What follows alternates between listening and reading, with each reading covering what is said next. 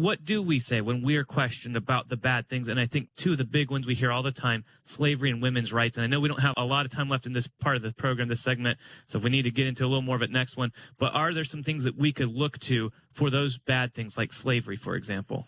Yeah, one of the reasons that a lot of times we misunderstand the issue is we don't have the world context of the issue.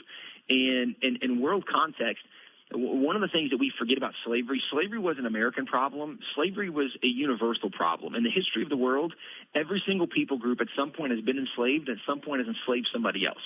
So slavery is not an American issue. In fact, looking at the nations of the world, America was the first nation to abolish the slave trade in 1808. Now, England did it the same year, but America passed a law before England did.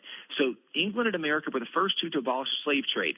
England abolished slavery in 1833. America didn't do it till more than 20, almost 30, really 30 years later is when America did it.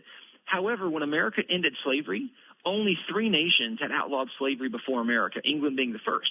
So America was the 4th nation in the world to outlaw slavery.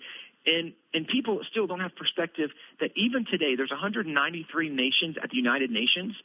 94 of those nations still allow slavery to be legal in their nation.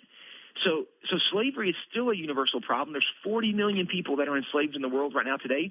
China is one of the biggest slave-holding populations in the world today. There's more people enslaved today than at any point in the history of the world.